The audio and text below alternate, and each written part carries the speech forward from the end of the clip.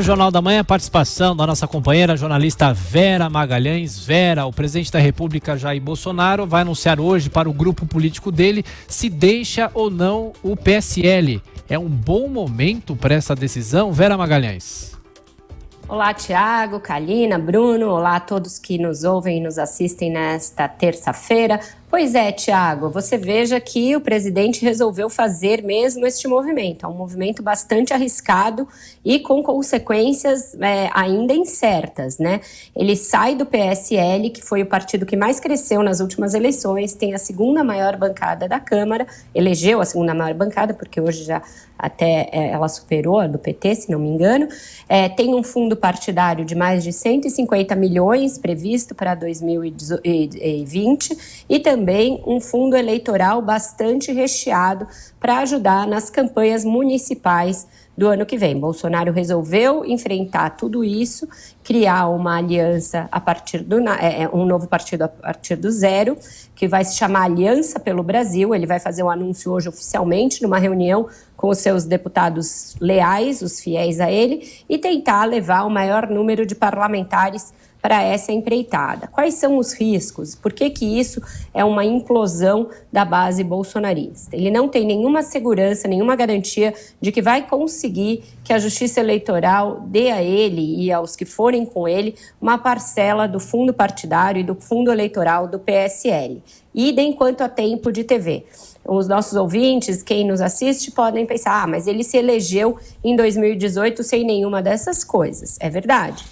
Ele se elegeu, Jair Bolsonaro, era o candidato contra o PT. Então havia ali uma polarização, uma dicotomia muito bem marcada, muito bem explorada pelo bolsonarismo, sobretudo depois da facada, quando se galvanizou a ideia de que ele era o único capaz de vencer o PT. As eleições municipais têm uma outra natureza.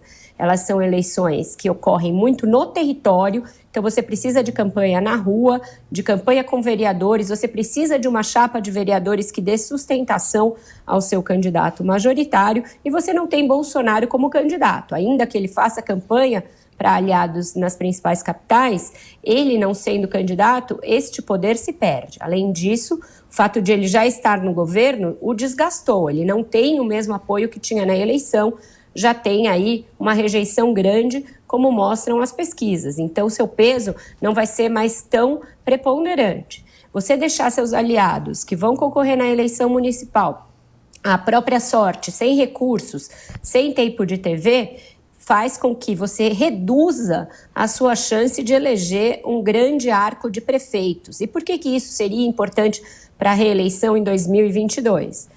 Porque esse apoio político, o fato de o seu partido político se espraiar pelo país todo, ganhar capilaridade, ganhar força, inclusive em máquinas públicas, costuma ser um motor importante em reeleições que já não tem aquela característica que teve a eleição de 2018. Ainda que a polarização se mantenha, ainda que o bolsonarismo siga como uma força importante nas redes sociais e em outras plataformas, ele já vai ter sido governo, ele vai ser confrontado com o que realizou como presidente da República na própria reeleição. Então, uma eleição mais mainstream, ou seja, mais segundo as regras tradicionais, em que você tem estrutura partidária, estrutura institucional, é algo que todos os especialistas, inclusive aliados de Bolsonaro, consideram importante. Além disso, ele não vai conseguir levar todo mundo que se elegeu na esteira do bolsonarismo no ano passado. As dissidências já são grandes, elas seguem. Ontem mesmo, Eduardo Bolsonaro fez um post com várias críticas a alguns dos ex-bolsonaristas, Alexandre Frota, Gustavo Bebiano, Joyce Hasselmann, muitos deles responderam. A CPI das fake news tem sido um palco para a lavação de roupa suja dessa nova direita, que tem se engalfinhado lá, a esquerda quase está comprando a pipoca para assistir os barracos da direita. Então, esse partido que nascerá não terá a mesma força do PSL, pelo menos força numérica, né? Porque a gente tem visto esse partido fazer muitas atrapalhadas no seu dia a dia no legislativo. Então, esses são os contras. Os prós, eu sinceramente não consigo ver. O presidente não disputa eleição agora, nem no ano que vem, nem no outro, só em 2022, não precisaria se lançar a uma aventura partidária neste momento. Mostra, mais uma vez, o pouco apego que Bolsonaro tem a plataformas partidárias, a algum tipo de fidelidade partidária, e faz com que o presidente gaste esforços criando um partido que ele poderia e deveria empreender governando, Thiago. Ô Vera, e de que forma a implosão do partido pelo qual o presidente se elegeu pode dificultar a aprovação da agenda legislativa do governo? Esse é um outro aspecto que também se alia à questão dos contras, Kalina. Você veja que tem uma agenda muito pesada no Congresso e muito ambiciosa depois da reforma da Previdência. Ela foi aprovada com sucesso, a Previdência, graças muito à mobilização da sociedade e ao fato de que o parlamento entendeu que era o momento e abraçou a agenda. Agora, com essa agenda das novas reformas, essa fase 2, que inclui a reforma administrativa e várias mudanças no orçamento e na relação entre os entes federativos, esse consenso ele é mais disperso, ele é mais diluído.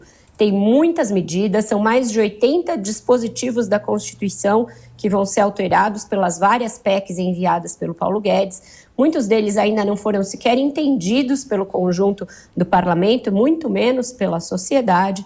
Tem também essa agenda trabalhista que foi lançada ontem, tem a autonomia do Banco Central, tem a necessidade de se votar o orçamento, que ainda está pendurado lá para ser votado, o orçamento do ano que vem. Então, são muitos os esforços legislativos para o presidente da República tomar voluntariamente a decisão de brigar com uma parte de um partido que até então vinha sendo bastante leal, bastante fiel a ele nas votações. Então, você tem essa discussão num momento totalmente impróprio, extemporâneo, você não tinha necessidade de fazer isso. Foi Bolsonaro quem deflagrou essa guerra, dando aquela declaração a um apoiador na porta do Palácio da Alvorada, quando disse que Bivar estava queimado e que esquece o PSL, etc., e agora ele vai se lançar numa campanha para que as tias do Zap e os seus apoiadores da internet, as milícias virtuais, sabe-se lá quem assine a criação de um partido, que isso vá para a justiça eleitoral. Isso não é tarefa de presidente da República, isso ainda vai dividir ainda mais as hostes bolsonaristas e o resultado será a criação de um partido que a gente não sabe se vai ter peso no Congresso para sozinho suportar essa agenda e como os deixados para trás vão reagir a essa cisânia. Eles vão continuar apoiando o governo? O PSL que sobrar, remanescente, que vai ter ali muita gente e ainda vai ter uma boa parte dos recursos. Como é que ele vai se comportar diante desse novo Jair Bolsonaro independente? Então, são muitas as indefinições acrescentadas ao cenário por esse movimento do presidente. Não consigo ver inteligência política nem lógica nessa decisão de implodir o partido agora. Participação de Vera Magalhães aqui no Jornal da Manhã. Aliás, durante todo o dia estaremos acompanhando esse anúncio que será feito pelo presidente Jair Bolsonaro. Até mais tarde, Vera.